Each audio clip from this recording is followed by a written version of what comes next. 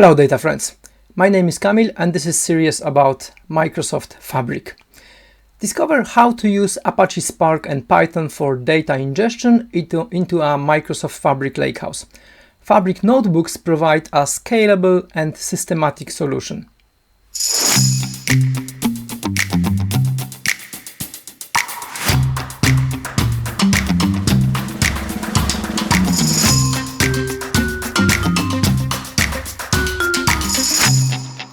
In this lab, we will create a Microsoft Fabric notebook and use PySpark to connect to an Azure Blob Storage path, then load the data into a Lakehouse using write optimizations.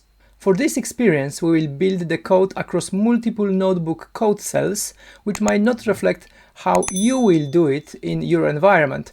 However, it can be useful for debugging. Okay, this is my homepage of Microsoft Fabric. So let me go to the Synapse Data Engineering and I have my workspace created. This is my workspace. I must learn Fabric. I can create new folder. I will do it later because we have lab 10 and I would like to create new Lakehouse destination. Okay, so let me create new Lakehouse here. Lakehouse, I will call it lab 10 and yeah, Lakehouse schema, why not? Public preview still, and let's create new Lakehouse. Here we have our new Lakehouse, and now what I would like to do is create new subfolder in the files. Okay, I will create new subfolder, call it raw data. This folder will contain my raw data, raw files. And now I will click here and check properties because I'm interested to copy the ABFSS path, full path. So let me copy that and keep it in my notepad aside. Okay, we'll use this path later. So we can see this as a whole path here, but I will show that later. Yeah, we need this whole path to use it later. Fine. Now we have this folder created here. What we'll do, we'll create new Fabric notebook right now. In this part, we will create a new notebook in Microsoft Fabric and connect to external data source with PySpark. Our external data source will be Azure Blob Storage. Now we'll create a new Fabric notebook. So let's click Open Notebook here and click New Notebook. Creating new notebook. And here in the default cell, we have PySpark Python code. This is the type of the cell that we need. We'll put some code here.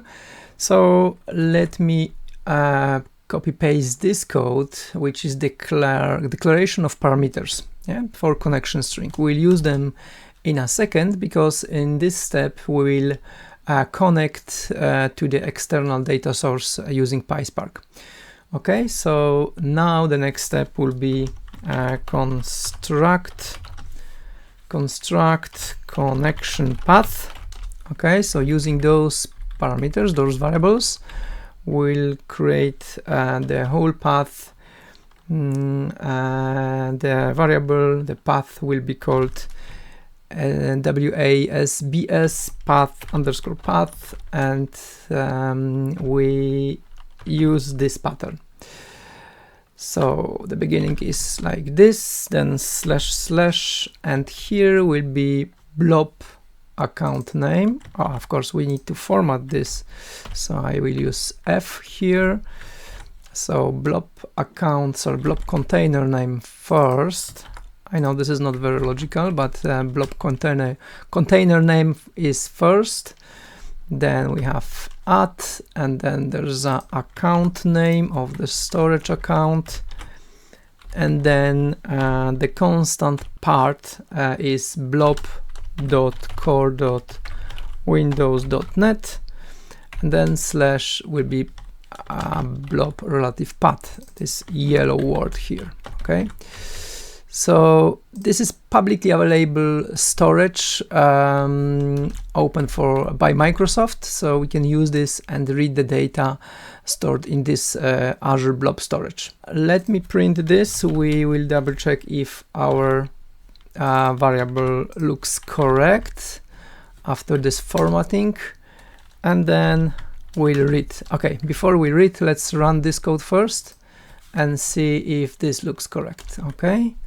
So the first run might take few seconds, so we'll wait for session to be started, and then we should be able to see this variable here. Okay, so this is yeah, Azure Open Data Storage blah blah blah blah /yellow. So path, the whole path looks correct, and we should be able to read the data stored as a Parquet files, as a Parquet format. Okay, so data from Azure Blob Storage path, and our variable, our data frame will be blobdf. So we'll read Spark, read Parquet, yes, and this variable. Yeah, okay. That should be it, and let me run this code again. So now we are reading the data directly from the Azure Blob Storage provided by Microsoft.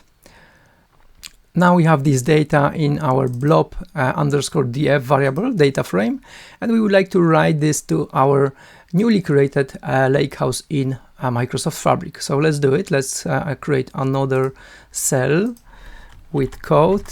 So our destination or file name will be yellow taxi, and we'll construct the destination path will be with this path. As you remember, I copied that to the clipboard, and this file name is the last part of the full path. We'll print this out. So let me copy paste this ABFS in here. Of course, I can always declare this as a separate if I want to. So let me do it. Actually, I prefer to do it this way. So yeah, instead of inserting the whole thing here, I will use variable, and that would be my full path. Okay, where I save the data as a Parquet file again. So ABFSS. This is the container, this is the Lakehouse, and we have files and raw data. Raw data means we'll save the data to the raw data folder. Okay, so let's run this code now and see what we have. Yeah, okay, we have yellow taxi, fine, and now at the end we'll save this data from the data frame. So blobdf, let's limit it to 1000 record and write mode. It will be overwrite, let's say, and write as a Parquet. Okay, using this output Parquet path. Okay, let's run this code, and now we should be able to write this data frame with top 1000 record to our files raw data location as a Parquet, overwriting whatever is there. Yeah, and this take a bit longer because we are actually reading all the data from the given location from Microsoft storage account, and as you can see, it's been already read over 9 gigabytes, over 2.5 million of records. We are nearly there in terms of tasks. Okay, and writing process should take quickly because it was only one task. We are writing only 1000 records, as you remember. Yeah, so this ensures us that we are writing only 1000 records, which is very tiny fraction of the data that we read. So as you can see, the reading process might be time consuming as well if you are not sure how many data you are going to read. So that's why it's very important if you're building appropriate data platform to consider incremental loading if you have bigger tables or files in the source. Now we should be able to see the yellow taxi folder in our raw data. So let's see that. Not here, browse, maybe here. Okay, so we have raw data. Let's refresh this. So this is our raw data. If you remember my other video about the medallion architecture, I will give you a link in the top right corner, so you can check what it means, medallion architecture and bronze, silver and gold layers. Yeah, so our raw data is kind of a bronze layer where we are keeping the original data format, or original files or data comes from the source systems. Likely your data ingestion task doesn't end with only loading a file. Delta tables in a Lakehouse allows scalable, flexible querying and storage, so we will create one as well. Let's go back to our notebook and we'll create new code cell here. And first thing what we'll do will be importing some functions from PySpark SQL functions. And the first step we will do will be read the parquet data from a specified path. In our case, it will be this raw layer. Okay, this output parquet path. This is our raw layer where we have a parquet file or files. Yeah, so that would be our raw df data frame. So let's run this. This should be pretty quick one because we have only 1000 records in our parquet. And now what we'll do, the first step, we'll add a timestamp column called data load date time to the data frame, and the new data frame would be called filtered df because that would be our target variable object. So here raw df with column I set data load underscore date time. That would be name of our new column, and current timestamp is a function that gives us the current timestamp, which is current date and time with seconds. Okay, so that would be the first step. The second step would be filter null values in store and FWD flag. So again, it will be the same data frame. We'll be now using the same and overwriting this in place. So this operation is working on the same object and assigning the result to the same object. Yeah, so we lose the previous version of the data. Yeah, but it's fine. We don't need creating new objects, because we can, at any point of time, we can use the raw underscore df, which contains the original data from raw storage. And the column here is store and FWD flag. And we want to get only the record where this cell or this column is not null. Okay, so this is another step that we are doing for this data frame. And the last one would be load pre-filtered or filtered data into the data frame. Okay, so we'll be writing this as a data frame. So my filtered df will be write as a format of delta using append mode. Okay, and save this as a table. And this is simple thing how we can just provide name of the table that we want to save or create in our Lakehouse. So yeah, our table name will be yellow taxi, and this table will be created in the Lakehouse. So now we are ready to run this code. Just at the end, I would like to just display the data in this filtered data frame.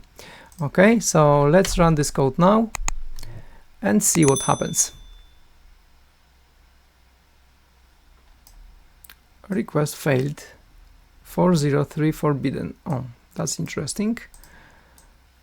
So the problem is with write. Okay, before we write this, let's check if we can run this code without writing. Yeah. So we see if we have filtered. Yeah, we have one record, at least top one record from this filtered. So it should be all good. Let me rerun this code again. And there's something with this right wrong here. Let me pause this video, recording this video, and investigate this deeper, and let back to you when I found the issue. So what I've done, I stopped the session for this notebook and I started the new one. When I would like to run this cell here, it will fail now because we don't have output parquet path defined. So I need to redefine this again, because for the session the code is unknown, the value for this variable is unknown. So I need to rerun this cell where I've defined this output parquet path here. So of course I don't want to rewrite this data again because data are there. So let me just do it. I can restore this line again, and now we should be able to run successfully this code. Okay, that is really weird, but when I remove this right here and display the filtered df first and then run the whole cell, which is actually the same thing because we are recreating this filtered df variable here, and then write this as a delta format in Lakehouse, it works. I don't know, I will investigate that later, but currently it works, and we have our table saved and created here. So what we've done, we successfully connected to the external data source, Azure Blob Storage, written to a Parquet file in our raw data folder in files section, and then save it, read this from this location to the data frame and transform the data and loaded it to the Lakehouse as a delta table. This lab is focused on data ingestion, which really explains the extract, transform, load process, but it's valuable for you to preview the data too. Now I've created new cell, and let's do a few things. First thing, we will load the data to the data frame using format delta table. So we are reading data from the delta table, this one, yellow taxi. Next step would be create temp SQL table or view actually by using create or replace temp view. We will call it yellow taxi temp. Next thing, we'll run SQL query, Spark SQL query using the earlier created temp view. And now we can select and display only top 10 records of this table. Let's run this code now and see how it works. And as you can see, we have our data directly from our Delta Lake table and wrap up as a temporary view. And we select data directly from this view using Spark SQL. We can do it also directly from the table if we wish. So let me show you that at the end, changing the code here to SQL, and instead of using spark.sql, we can directly execute this code here, because in the context of our session, our temporary view is created, so this object is very well known, so we can write the SQL directly in the cell of notebook. Yeah, so also if we want, we can also ask directly to the table, and our table is yellow taxi. Yeah, so this is from our Lakehouse. Yeah, so many different options we have here. So depends on what we need, how we want to work with our data and build our code. And that's it in this video. Thanks for watching, and let me know in the comments below whether you already use these techniques in your project, or perhaps there's other topic you would like to see in this channel. If you want to learn more about Microsoft Fabric, visit Microsoft Fabric community website, link below, which is fantastic knowledge hub for this product. In the meantime, have a fantastic day and see you next time. Bye!